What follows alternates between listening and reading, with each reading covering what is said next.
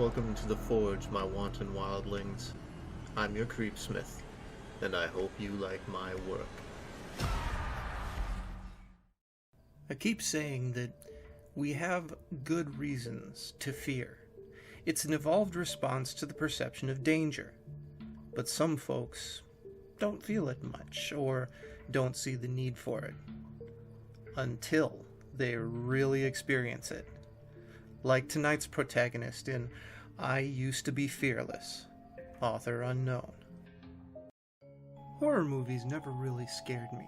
Scary books had no effect. Haunted houses, meaningless.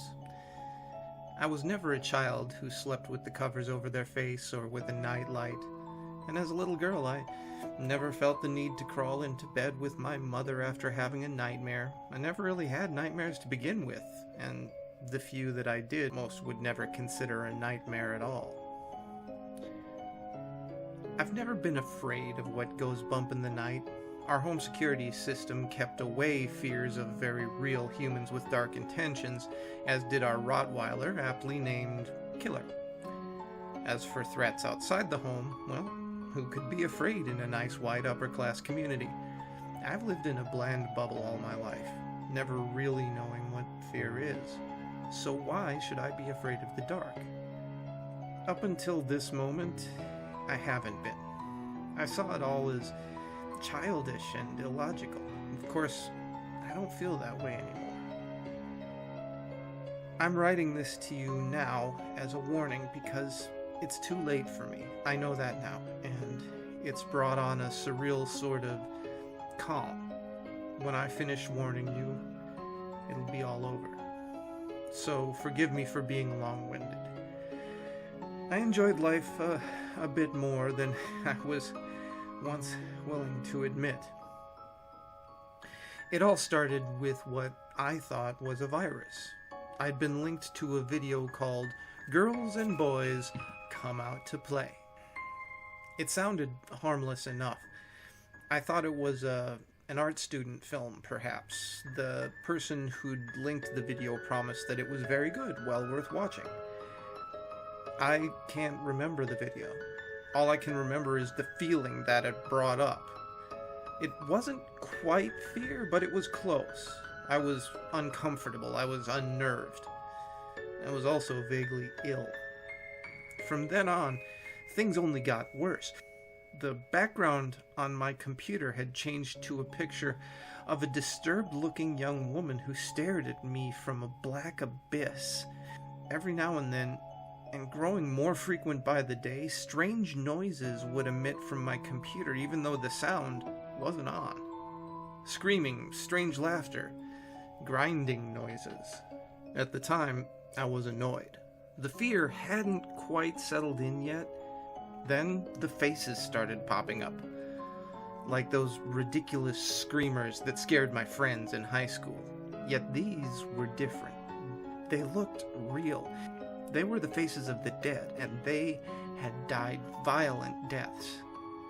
I wish I could say that I stopped using the computer, but I couldn't. My job requires me to use my computer frequently. What was I to do? I had no other computer available to me. I tried to take it in to have the virus removed, but no one could help me. They said there was no virus. The computer was fine.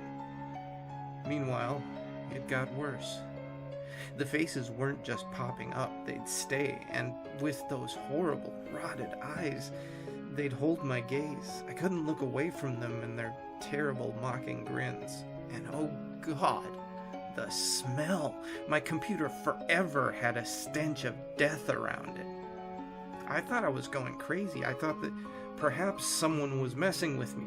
The people at the computer repair place didn't know what they were talking about. Something was wrong, but I knew that it had to be something very real that just had to be fixed. So I got a new computer.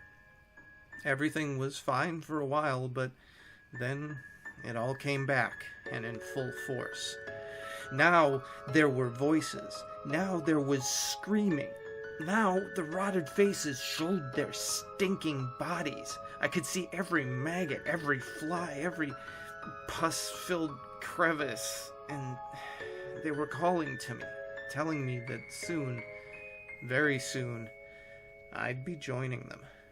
They were so angry that I'd tried to get rid of them, and now they would make me pay.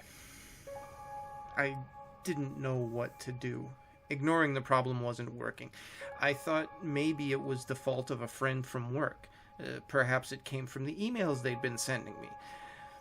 I never thought it was the video, not for a second. After all, that just wasn't logical. I was at the end of my rope. Today I unplugged the computer and began packing. I'd go on vacation, clear my head, and pray that everything would come back to normal. Then a few minutes ago, I realized that it wouldn't. The power went out, and for the first time in my life, I felt true fear. I had no idea that in a few moments, it would become mind-numbing. I stumbled through the house looking for a flashlight when I saw that something was still giving off light. The computer. The unplugged computer was on, and the woman in the background was moving, beckoning me to the screen. I couldn't help myself. I sat down across from her with the darkness caving in all around me. And then the woman, like all of the other images I've seen before, began to rot away. The whole scene rotted away, and then the screen went black. And without light, without a means of seeing my reflection, I saw her behind me for the briefest of moments, a bloody, rusted knife in hand. The computer came back to life, and my old background had returned. But I know it's not over, so I've decided to come here. I know you all like to be scared, right? Well, take it from someone who's only very recently known fear. It's not always worth it. And not everything is fun and games. Of course, you probably won't believe me. Why should you? The thing is, I haven't been completely honest with you. There was no video. It was a story. A story quite similar to this one, though with subtle plot differences and perhaps better storytelling. I know all of you like stories that might give you a good scare. That's probably why you started reading this one. Now that you've read this, you will share my fate. I know it's cruel and perhaps unfair, but it has to be done. I just hope you can take comfort in knowing that when I'm the woman haunting your computer, I'll be a bit more gentle if I can. And if I can, I'll use a blade that's a little less dull. Pictures of those who came before us are going to be a little less grotesque. Sounds a little less alarming. But then again, you do like to be scared, right? Don't worry. I won't ask you to repost this story 5 times. Nothing will save you. After all, nothing could save me. Power is still out, and I know behind me the woman is waiting for me. I'll see you very soon. Goodbye. For now. Misery seeking company. There's a reason I don't have or want friends. But hey, maybe that's just paranoia. Maybe. Stay scary, my wildlings. Be careful what you click on, and make the most of your nights.